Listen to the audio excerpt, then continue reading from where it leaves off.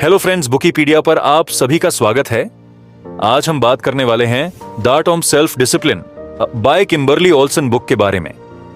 राघव हमेशा से अपने आप से एक सवाल पूछता था, मैं इतना आलसी क्यों हूं?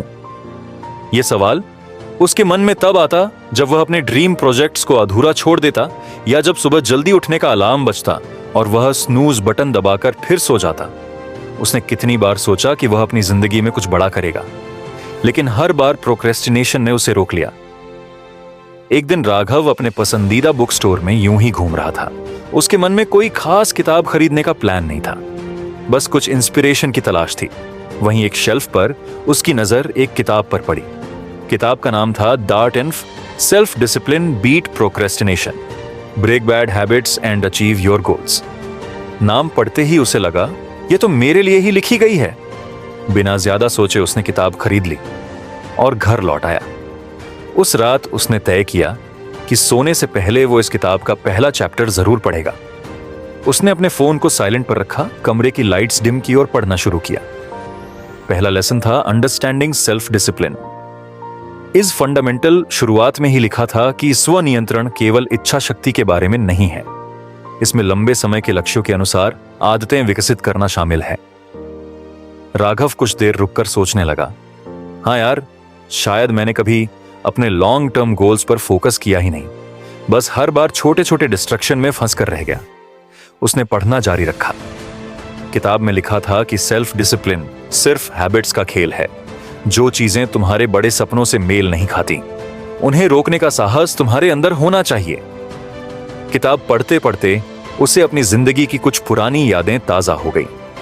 स्कूल के दिनों में वह एक ब्रिलियंट स्टूडेंट था। टीचर्स उसकी तारीफ करते नहीं थकते थे, लेकिन जैसे जैसे समय बीता डिस्ट्रैक्शंस बढ़ते गए। कॉलेज में दोस्तों के साथ टाइम पास करना, सोशल मीडिया पर स्क्रॉल करते करते घंटों बिताना और हर चीज को कल करेंगे कहकर टाल देना उसकी आदत बन गई थी। किताब में एक बात और लिखी थी, recognise the barriers that hinder and negative influences and address them proactively. इस लाइन ने राघव को अंदर तक झोड़ दिया। उसने महसूस किया कि उसकी प्रोक्रेस्टिनेशन की सबसे बड़ी वजह उसका फेलियर का डर था। जब भी वह कोई नया प्रोजेक्ट शुरू करने की सोचता, उसे डर लगता कि अगर यह फेल हो गया तो लोग क्या कहेंगे। राघव ने किताब से पढ़ा कि फियर ऑफ फेलियर को टैकल करने के लिए सबसे पहले अपनी सोच बदलनी होगी। फेल होना जिंदगी का एक हिस्सा है और इसे एक्सेप्टेंस के साथ एम्ब्रेस करना चाहिए। उसने सोचा, शायद यही मेरी कमी थी। मैंने हमेशा सक्सेस की परवाह की, लेकिन कभी कोशिश करने का साहस नहीं जुटाया। अगले दिन सुबह राघव ने कुछ अलग करने की ठानी। उसने अपना फोन अलार्म 6 बजे पर लगाया, लेकिन इस बार स्नज नहीं किया। बिस्तर से उठते ही उसने खुद से कहा, आज मैं उस लड़के जैसा नहीं बनूंगा जो कल से शुरू करेगा। आज ही मेरा पहला दिन है।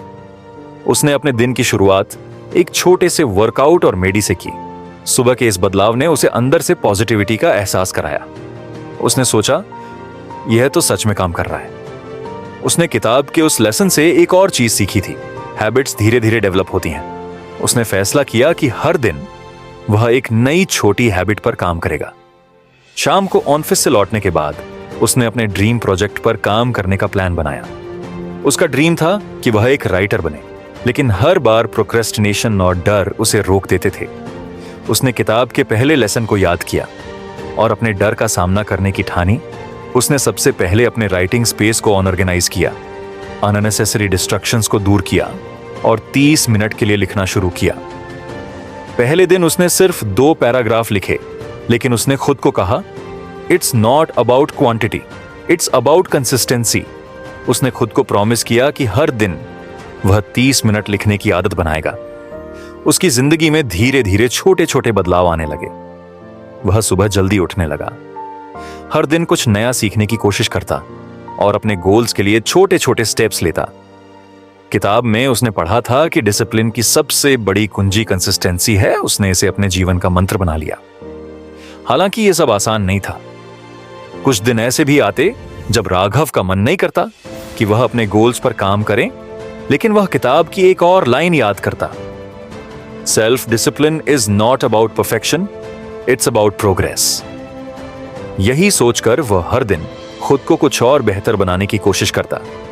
राघव को समझ आ गया था कि सेल्फ डिसिप्लिन का मतलब खुद को टॉर्चर करना नहीं है। इसका मतलब है अपनी प्रायोरिटी को पहचानना और अपने लॉन्ग टर्म गोल्स के लिए खुद को अलाइन करना। उसने महसूस किया कि छोटे छोटे स्टेप्स ही उसे उसके बड़े सपनों तक पहुंचा सकते हैं। अभी तो राघव ने सिर्फ इस किताब का पहला लेसन ही पढ़ा था, लेकिन यह लेसन उसकी जिंदगी को बदलने की शुरुआत कर चुका था। उसने तय किया कि वह हर हफ्ते इस किताब का एक नया चैप्टर पढ़ेगा और उसमें लिखी बातों को अपनी जिंदगी में इंप्लीमेंट करेगा। राघव के जीवन में किताब पढ़ने की आदत अब धीरे धीरे मजबूत होती जा रही थी। हर रात सोने से पहले वह उस किताब का एक नया चैप्टर पढ़ता और उस पर सोचता। उसने महसूस किया कि सिर्फ पढ़ने से कुछ नहीं होगा जब तक वह सीखी हुई बातों को अपनी जिंदगी में लागू नहीं संगीत करेगा।